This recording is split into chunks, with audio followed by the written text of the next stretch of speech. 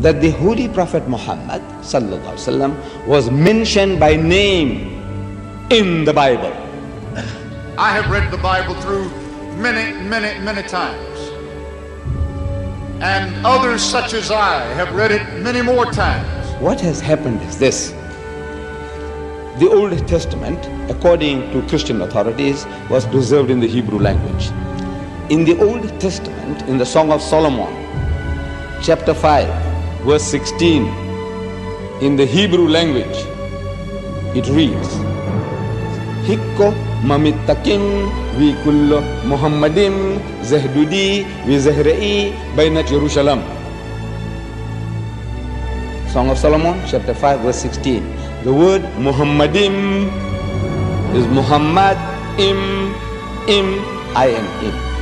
Im is a plural of respect in Hebrew. You see the first verse of the Bible, book of Genesis, chapter 1, verse 1. It says, in the beginning, God created the heavens and the earth. The word God in Hebrew there is Elohim.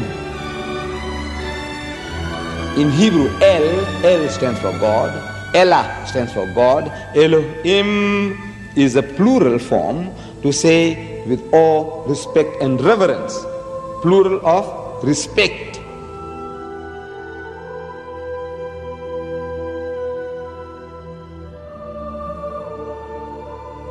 The word is there in the Hebrew language. In the original, what they call original, it's there.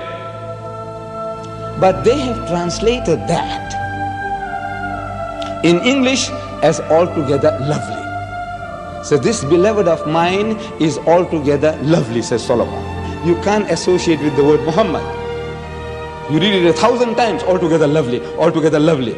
Or let's say in another language, the praised one, the praised one. Muhammad means the praised one. But he said the praised one, the praised one. You can't think that he's talking about Muhammad, though Muhammad means the praised one. You have no right to translate names of people.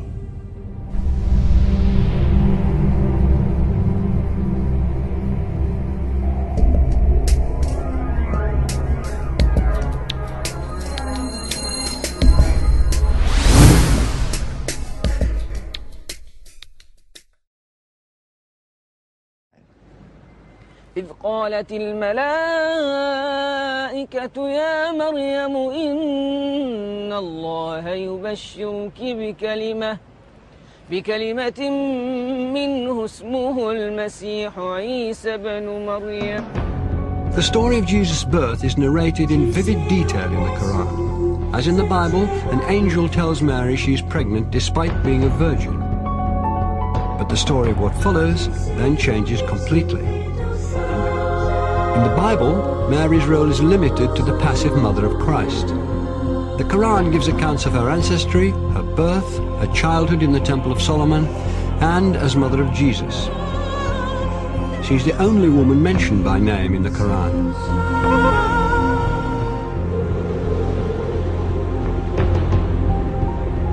The ability to talk as a newborn child is one of many miracles not recorded in the biblical account of Christ's life.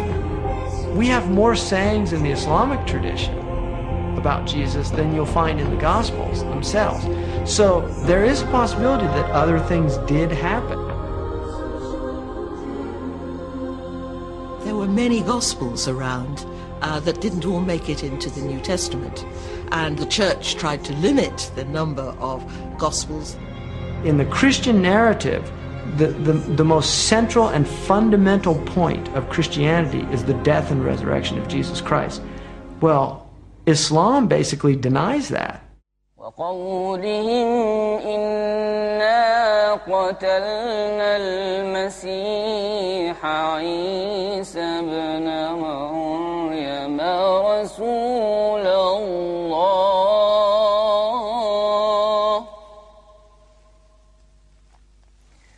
وما قتلوه وما صلبوه ولكن شبه لهم.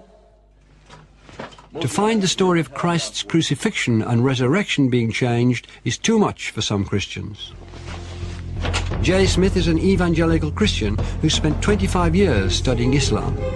is dedicated to disproving the Quran's version of Jesus' last day on earth. If Jesus were to come down to Speaker's Corner, I would imagine he'd get up on the ladder like I'm going to get up on the ladder. And what he would say to Muslims specifically is he would probably confront them with what they've done to him, what their scriptures have done to him, not them personally, what their scriptures have done to him by taking away his divinity, by also suggesting that the greatest act of history, the most sacrificial act that anybody has done, to die for mankind, God himself to die for that which he has created, has completely been eradicated, has completely been thrown out of their scriptures. The essence of Islam is submission to the absolute, to the divine. And that's where salvation lies, in submission to the divine, or at least a recognition of the divine. In Christianity, salvation lies through the acceptance of the blood of the Lamb. That is a completely different narrative than the Quran is giving. Who's right? Well, the Quran says, you make your choice here, and I'm going to let you know in the next world. In the Quran it says that on the Day of Judgment, God will actually ask Jesus Christ, did you tell the people that you were God? And Jesus says, you know what I said, you see everything I say and do. I would never say that. Glory to you, transcendent are you. I would never say that. I have no right to say that. Why aren't you Muslim? Why aren't I? I'm a Jew. You're a Jew? Oh, I was previously Christian. For Christians to believe that Jesus was God in human form is absolutely fundamental, because it means that God understands us. God isn't some distant deity living in the glory of heaven. He can understand what it's like to be in pain, to be betrayed, to be hurt, to be bruised, to be bullied. God understands our situation. If Jesus was God, then who was supporting the world while he was supposed to be dead? Or if he was God, then who was he praying to? 3 books. What doesn't work is that God has family. I can't believe that Mary can give birth to God. For God to be God, he has to be the creator and not become part of creation. Officials act that anybody has done to die for mankind, God himself to die for that which he has created, has completely been eradicated. But God is not bound in the frame of reference. He's the creator of time. Time is a creation of God. Matter is a creation of God. These are transient entities. Transient entities cannot come into existence by themselves. So when we talk about frame of reference, we must clearly understand that every time we ask questions about God in time, knowing the future, we have to be very careful in how we're defining this terminology. For God's knowledge of the future, of my future, is absolute in his domain. He knows everything. But he's not bound in the time where he is experimenting himself, for he's not bound in space, time, or matter. Those are created entities which he has put into it. So for me to put him into it would be also very wrong.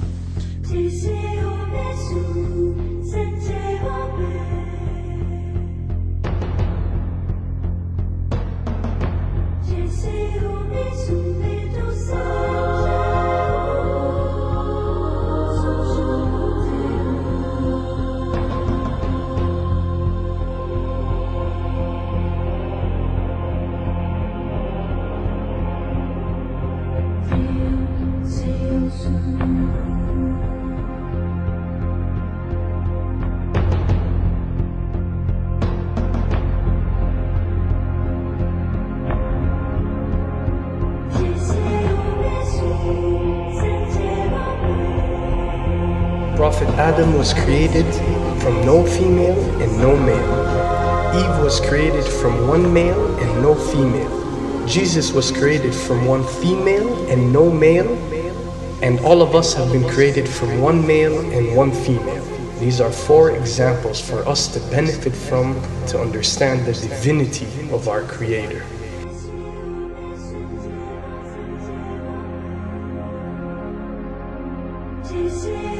Then there is no difference that cannot be overcome between Christianity and Islam.